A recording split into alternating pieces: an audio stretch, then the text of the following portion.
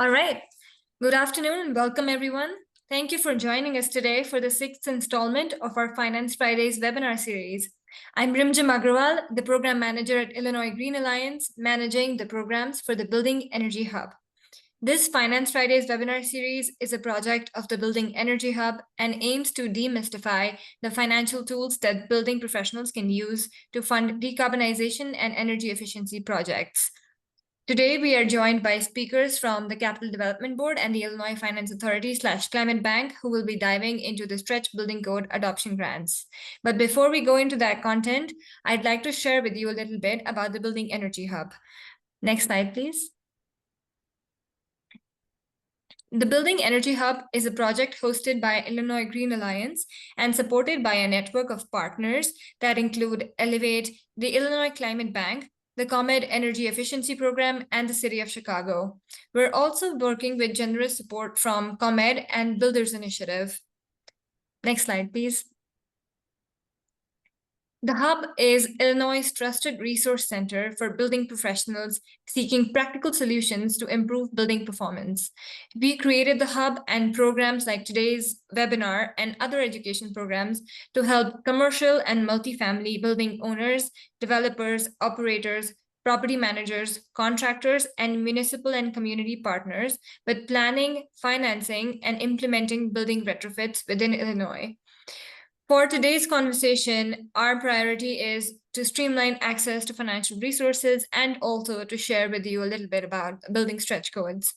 Today, we're joined by, I'll just introduce the speakers to you quickly in the next slide. Rebecca Gould and Robert Koslow. We'll also be briefly joined by Claire Brindley from the Illinois Climate Bank to introduce the Climate Bank. But before I turn it over to the speakers, just a few quick reminders. Please feel free to use the Q&A feature to post your questions. You can also vote for questions if you would like. We will also continue to add links to resources in the chat while the webinar goes on. And with that, I'll turn it over to Robert. Thank you. My name's Robert Koslow. I'm an administrator, Capital Development Board, primarily overseeing a group of architects and engineers that oversee vertical construction for the state of Illinois. One of the things that our agency does, and specifically myself, is chair the Illinois Energy Conservation Advisory Council, which is responsible for developing the state's 2 energy codes. Next slide, please. So I'm going to run through these slides pretty quick to stay within the allotted time. Sorry about that. For those of you that may not be aware, the Stretch Energy Code was a code that was developed out of legislation. The CEJA Act basically requires Capital Development Board and EPA to develop the state's Stretch Energy Code. Next slide, please. So the intent of the legislation was to create a more stringent code that municipalities could adopt without them having to develop their own code. Obviously, that would create a lot of confusion and chaos for builders and developers if every municipality had their own version of an energy code. So the idea was let's have the state create a stretch code that municipalities could adopt and provide a consistent pathway for all jurisdictions.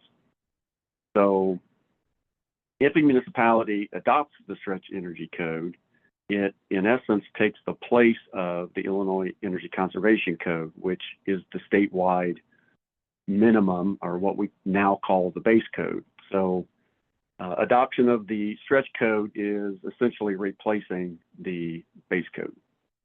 There are separate components, obviously, for commercial and residential, and municipalities can adopt either or both. Next slide. The statute from the CEJA Act has specific targets in it that are obviously statutory requirements. So these are predefined in the legislation, dates whereby the stretch energy code must be developed, and also establishes the site energy indexes that must be achieved. So the legislation that was passed lists the dates as they're shown here. The first energy code, stretch code, was to be done by June 30th, 24. The next one, December of 25, and so forth. There is legislation that has passed. It's awaiting governor's signature that would change the dates for the future stretch codes as shown in red, basically extending those by 1 year, primarily to allow the base code to be created and adopted prior to the stretch code. Right now, base code and stretch code are both on the same cycle, which makes it a little difficult for us to make sure that the stretch code is more stringent than the base code when we don't exactly know what the base code is going to end up being. So the idea was to extend those dates by 1 year. And again, the legislation has passed. It's awaiting governor's signature, and there's, from every indication, he's either going to sign it or it will default into law without his signature. So next slide, please. So on the commercial side, the code is based upon the 2024 IECC, and some of the sort of highlights you can see here on the screen. There is a FIAS compliance path option. There are renewable energy requirements, specifically solar. There are EV readiness requirements. There are some electric readiness requirements and R2 occupancies. There are some heat pump incentives in existing buildings. And we did change the ASHRAE 90.1 compliance path to make sure it picked up those similar items from the IECC compliance path. So even if you use 90.1, which does seem to be the most common path in commercial, these other items that you're seeing, EV readiness, electric readiness, renewable energy, those are still required in the ASHRAE path. Next slide. So if you follow the development of the 24 IECC, I'm sure you already know that there were several initiatives that were in the main body of that code that ultimately got appealed, and the ICC board decided to move those to appendices. The state of Illinois decided to not follow that decision, and we left these items you're seeing on the screen. We left those in the main body of the code to be mandatory requirements, and the ones listed there are the primary ones, essentially requiring buildings without heat pumps to get 25% more credits. That is a attempt to get buildings that are using natural gas to increase their efficiency to be more in line with buildings with heat pumps. Some people like to refer to this as a it's a penalty for buildings without heat pumps, but that's not really the case. Buildings with heat pumps are more efficient, and so buildings that were continuing to use natural gas are not as efficient as buildings with heat pumps. So this is an attempt to bring them more into alignment. So natural gas is still perfectly acceptable. There's nothing in the code that says you can't use natural gas for heating, space heating, or water heating, but you are required to get additional credits. Demand responsive controls, EV charging infrastructure, and energy storage systems are all things that are also required. Those those are new things that builders and developers and building owners probably aren't used to seeing, but those would be mandatory requirements. So next slide, please.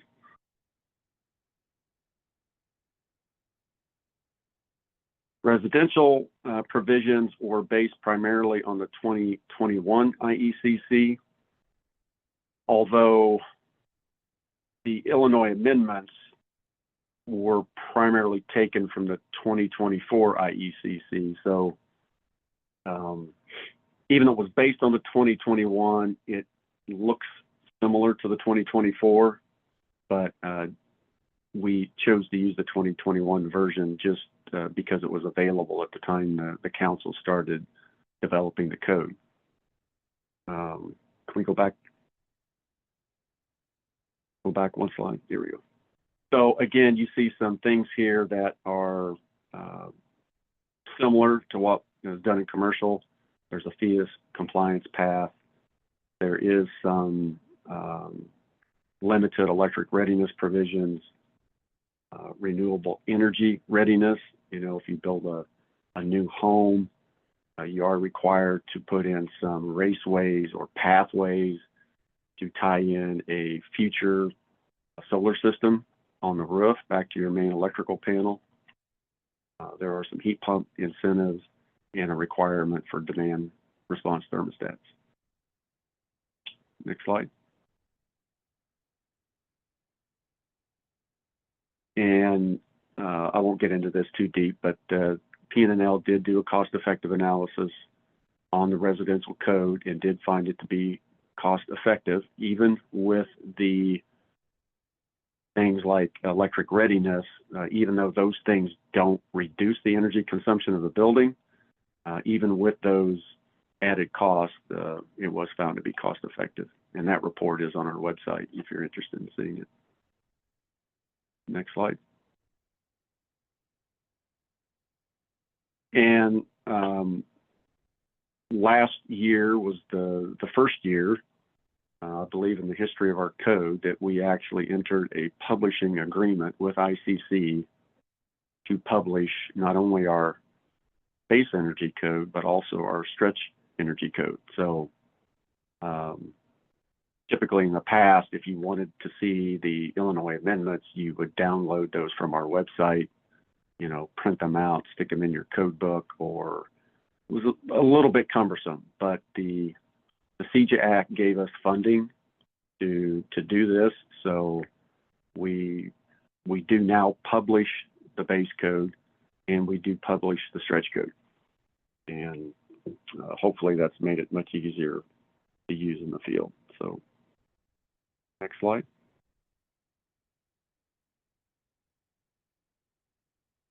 I'm going to preface this slide by saying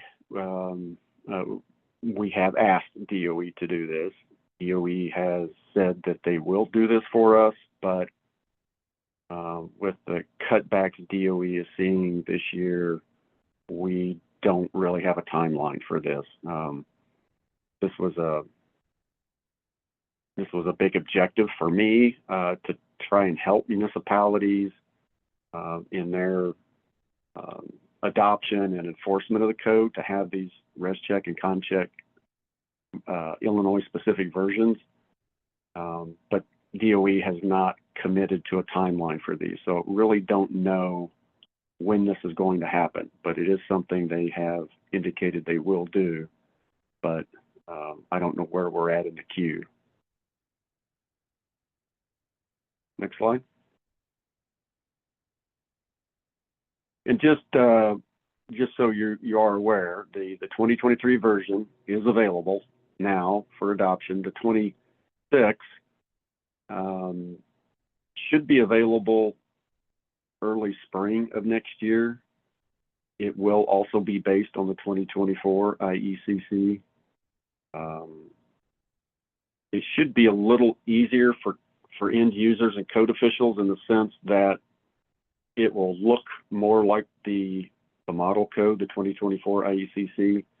So the appendices that are in the IECC will still be appendices in the stretch code, we will just adopt them to make them mandatory as opposed to putting them in the main body of the code like we did in the 2023 version. So actually the next version of stretch code, I think, will be a little easier for people to use. Next slide.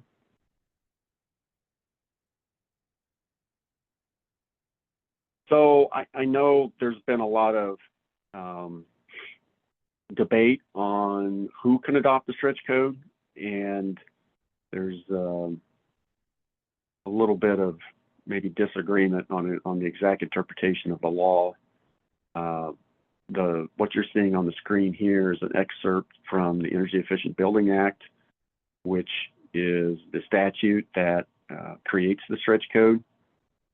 It specifically notes that municipalities can adopt the stretch code, and the term municipality is defined in the act and does not include counties. That may have been an oversight in the original legislation. So we don't know really if that was intentional or not. But I did want to point out that even with that, there is an exception that I've highlighted here that allows municipalities to adopt a more stringent commercial code. So there's nothing that would prevent a county from adopting the commercial stretch energy code. So if that's something the county wants to do, it's our opinion that that is allowed by the statute. It does not appear to us that a county could adopt the residential stretch energy code. Now, we're not attorneys.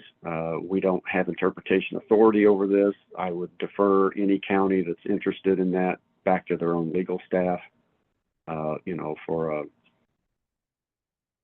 more formal decision on that. So I'm happy to field any questions on that I can, but just understand we're not attorneys. So next slide. I think that might be the end. Yeah, that was the last slide. So are we taking questions now, or we kind of wait until the end of? Well, we're gonna wait to the end.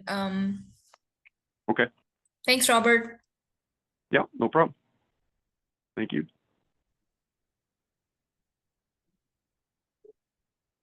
Yeah, thank you, Robert, for that overview. Now that we've learned a little bit more about what the stretch code is, as Robert mentioned, it is an optional energy code that any municipality is eligible to adopt for their jurisdiction.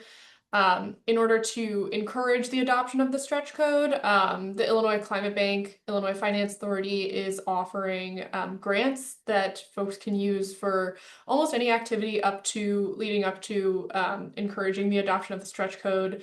And Rebecca Gould will talk a little bit about that in just a moment. But if we go to the next slide, I'll just give a quick overview of the Climate Bank if you haven't heard of us. You can go to the next slide too. So the Climate Bank was established as part of the Illinois Finance Authority in 2021 under the Climate and Equitable Jobs Act, or CEJA.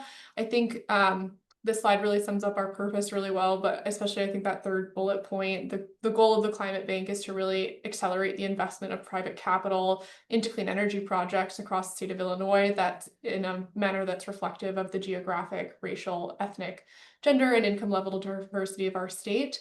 And that is what we were working on. Go to the next slide. So I will turn it over to Rebecca, who will talk a little bit more about the grants that we have to encourage the adoption of the stretch code that Robert just told us about. Great, thanks, Claire. Again, I'm Rebecca Gould, president of 2R Group. I'm a part of a broader consulting team that's working with the Illinois Climate Bank on design and implementation of various federally funded programs. Can you go back a slide, please?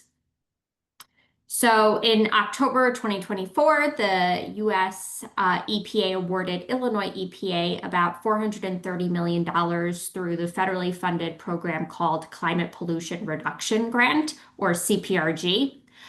This broader award funds initiatives across 5 key sectors, including buildings, transportation, agriculture, power, and industry.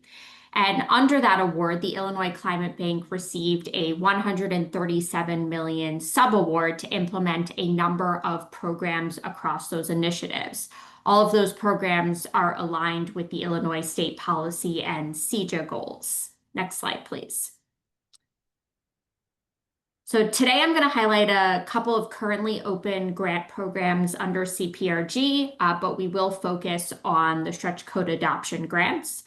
One thing to note, all CPRG funded programs share a common focus, which is a reduction in greenhouse gas emissions. And any funded project under the CPRG will be required to report baseline and ongoing metrics that demonstrate those GHG reductions. So Illinois Climate Bank currently has 2 CPRG funded competitive grant opportunities open. First is the stretch code adoption grants. These are planning grants for municipalities to help them adopt the 2023 Illinois Stretch Energy Code. Awards are up to $200,000 per project, and we're currently in the rolling application phase, which is open through December 31st or until the first year funds are fully committed. The second competitive grant opportunity that's currently open through the Climate Bank are the Clean Energy Planning Grants. These are for municipal and cooperative electric utilities to plan and implement clean power procurement in line with CEJA's goals of 100% clean power by 2045. Competitive applications must show how they will achieve 3 programmatic objectives through what we call eligible activities.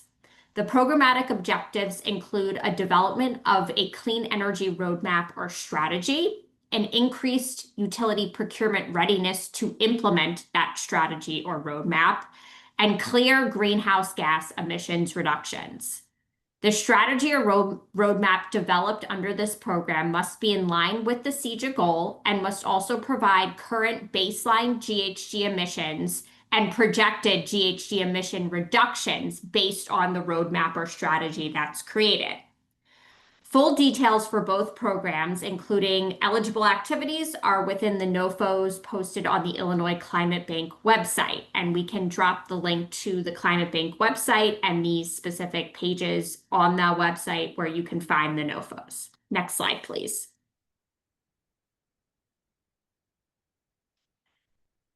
So today we're going to discuss in a little more detail the Stretch Code Adoption Grant Program.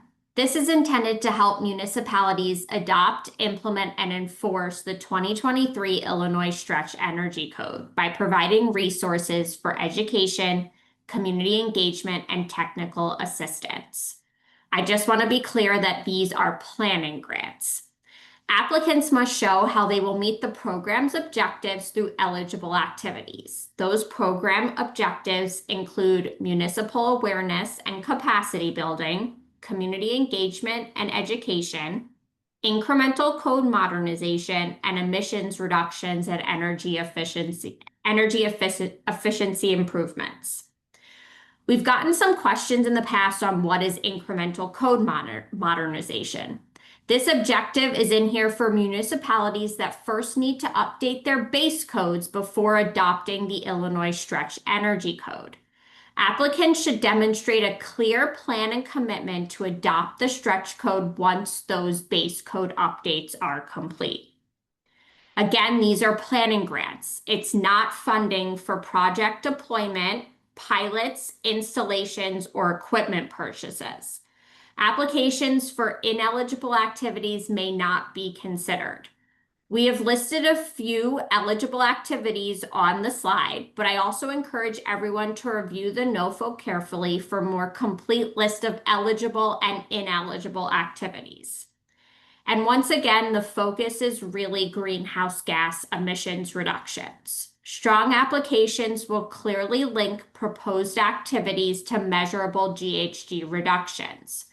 Awarded projects will need to report metrics such as building square footage to help us establish baselines and other data that allows us to calculate those GHG reductions.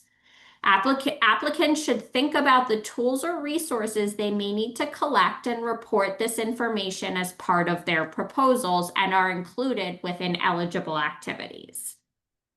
Next slide, please. Now we're going to transition to questions. Thank you so much, Robert, Claire, and Rebecca, for your presentation. We can take any questions that you have. I saw one question in the chat that Robert did answer, but if you have any questions for either of the speakers, please feel free to drop your questions either in the Q&A or we can have you unmute yourself if you would like to raise your hand.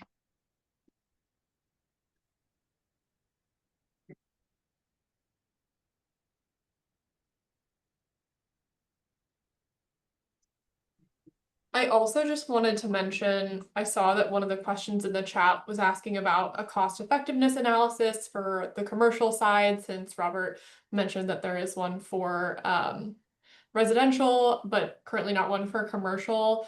In the NOFO, you'll see that one of the eligible activities listed is a cost benefit analysis. So if your municipality wants to do a cost benefit analysis just for your area to see what the impact of adopting the stretch code is, that is an eligible activity under this planning grant. I see that there's a question from Kara, and yes, you can apply if you are a municipality that has already adopted the stretch code but need help with implementation. So we do encourage, if you are a municipality that has adopted the stretch code, if there are implementation activities that fall under planning activities that you would like to apply for, we encourage you to do so.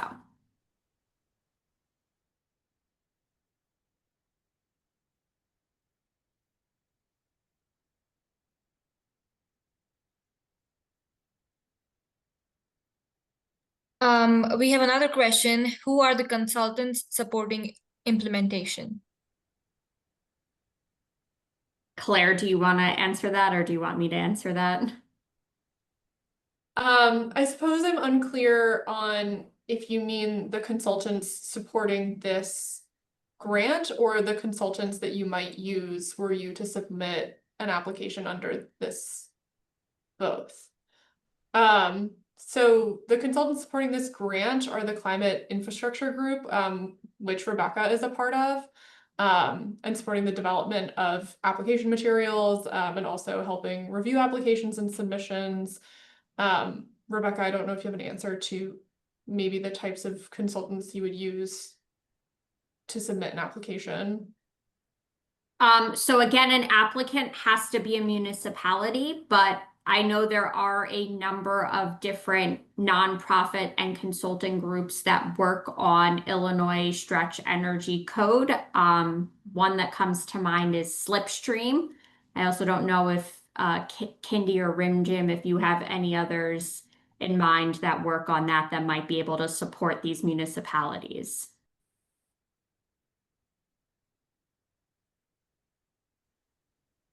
I think Slipstream, yes. And then Kindy, if anything you want to add. Yeah, I think there are a number of both non-for-profit and private consultants that we know might be on this call or might be interested in providing that support. We're happy to be a connector at the Building Energy Hub, and maybe one of the things that we can do is if anyone is going to have, any municipality is going to let an RFP, we're happy to host that under our municipal site. And I do want to just clarify that hiring a consultant to support a municipality is an eligible activity. There is another question. There are many municipalities that codes are not up to date, so that would be a challenge to qualify for the stretch code grant. That's a great question, Victoria, or comment. That is the entire purpose of why we have included as one of our programmatic objectives what we're calling incremental code modernization. It's allowing municipalities to use this grant funding to update their base codes, so long as they also in their application show us a clear plan and intention that once those base codes are updated, that they will then move to attempting to update to the Illinois Stretch Energy Code. So you can use this money to help you do what we're calling incremental code modernization.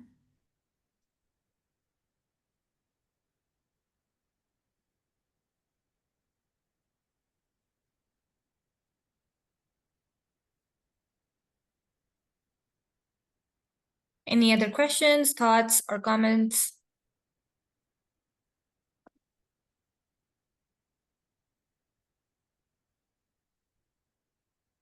Great.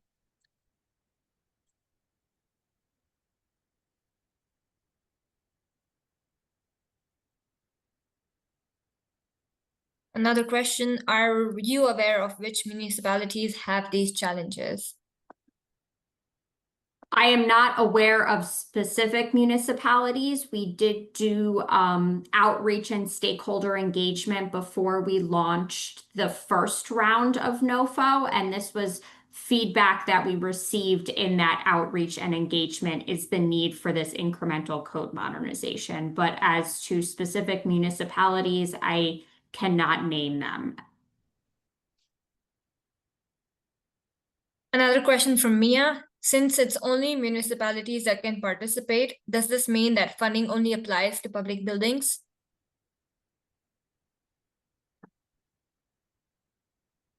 This might be better addressed by Robert, but my understanding is the municipality identifies the building codes, and then any buildings within that municipality's jurisdiction must follow the codes that are adopted under that jurisdiction. So it wouldn't just be municipal buildings or public buildings, it would be all buildings.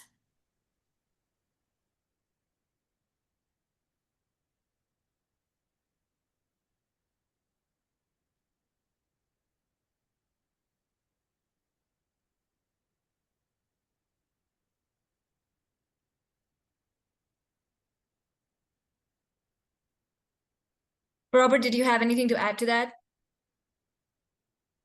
No, I think that's the correct answer. You know, obviously, the stretch code also applies to residential buildings. So, you know, if the municipality adopts the residential provisions, then that would obviously apply. Thank you.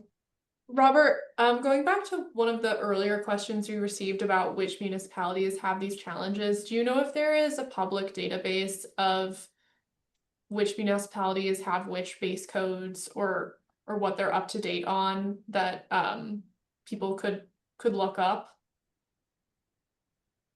Yes, there is a self-reporting requirement for all municipalities in the state to report building codes to Capital Development Board, including, you know, not just like the International Building Code, but all building related codes. So if you go to our website and look under building codes, there is a way for you to look up a county or any municipality to see what codes they've adopted. So if you wanted to know, for example, did Sangamon County adopt the base code, you could see that rather easily. We don't have a way for you to go in and just say what all municipalities have adopted the base code. We can run a report at CDB to determine that. So if you know, if you guys would like that, we can run that report for you, but it's not readily available on the website. But if you wanted to just look up municipalities one at a time, that information is there.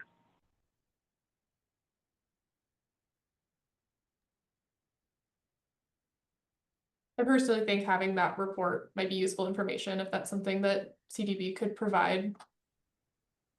Yeah, we can do that. Thank you. That's great. Thank you.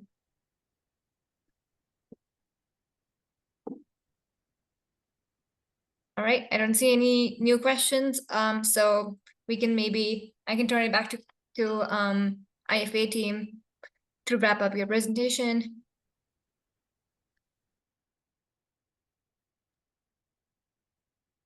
Yeah, so as this slide mentions, all of the questions that were asked and answered here in this Q&A will be available and updated hopefully later today on IFA's website, so that you can go back and reread them. Additionally, this webinar and recording will be posted on both the IFA website and the Building Energy Hub website, if you want to go back and reference it. Could you go to the next slide, please? Just want to mention that there are other resources that the Illinois Finance Authority provides, that's not just related to the climate bank and clean energy. We do issue tax-exempt qualified private activity bonds that can be used by qualified not-for-profit borrowers for large infrastructure projects. We also have statewide authorization to issue bonds and notes for eligible building improvements in any PACE area for any municipality that chooses to adopt the standardized Illinois Finance Authority PACE ordinance. And I will also, someone will put the link to the IFA website and the Illinois Climate Bank in the chat, in case you want to go to our website and see some other things that we offer to municipalities. But in general, if you have any questions about any of the Climate Bank offerings or programs, I highly encourage you to both join our newsletter, and also you feel free to email any questions to our Climate Bank email. It's climatebank@il-fa.com, which I'm also putting in the chat. And then just as a reminder, this particular funding opportunity is open and accepting rolling applications through the end of the year. We will review applications on a monthly basis as they come in. So the sooner you apply, the better, but the window will be open until December 31st, 2025.